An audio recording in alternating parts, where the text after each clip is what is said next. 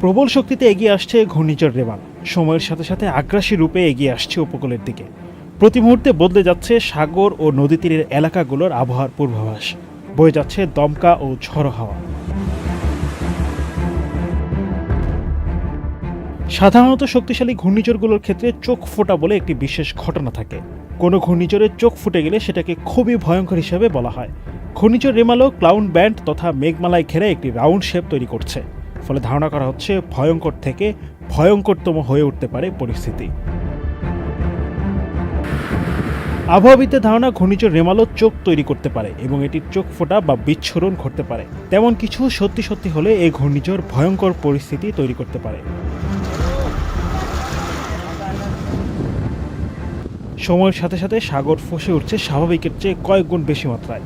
হুঙ্কার দিচ্ছে বড় বড় ঢেউ আর জানান দিচ্ছে রেমালের তেজ। আশঙ্কা করা হচ্ছে ৮ থেকে ১২ ফুটেরও বেশি জলোচ্ছ্বাসের। ইতিমধ্যে দেওয়া হয়েছে ১০ নম্বর মহাবিপদ সংকেত। ঘূর্ণিঝড় রেমাল চলাকালীন ও পরবর্তী সময়ের করণীয় সম্পর্কে প্রয়োজনীয় দিক নির্দেশনা দিয়েছে আবহাওয়া অধিদপ্তর। বিদ্যুৎ ব্যবস্থা ঠিক থাকলে টিভিতে খবরে নজর রাখুন, নয়তো রেডিও চালিয়ে রাখতে পারেন। সঠিক খবর শুনে অন্যদের প্রয়োজনে জানান। ভুয়া খবর শোনা ও শোনানো থেকে বিরত থাকুন।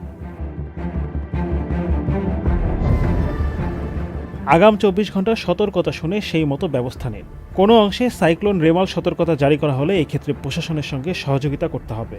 প্রশাসনের তৈরি বিভিন্ন সাইক্লোন সেন্টারে গিয়ে থাকাই শ্রেয়, এতে অনেকটা নিরাপদে থাকা যাবে। সঙ্গে বেশি করে শুকনো খাবার নিতে পারেন। অবশ্যই পানীয় সঙ্গে রাখুন।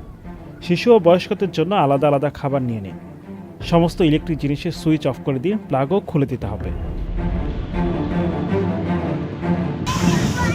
ঘূর্ণিঝড় রেমালের প্রভাব শুরু হয়েছে খুলনার সুন্দরবন সংলগ্ন উপকূলীয় উপজেলা কয়রায়। আজ দুপুর থেকে জোয়ারের পানি স্বাভাবিকের চেয়ে বেড়েছে কয়েক ফুট। এতেই বাঁধের চূড়ার কাছাকাছি পানি উঠেছে। নদী উত্তাল আছে, মেঘলা আকাশের সঙ্গে মাঝে মধ্যে দমকা হাওয়া ও বৃষ্টি হচ্ছে।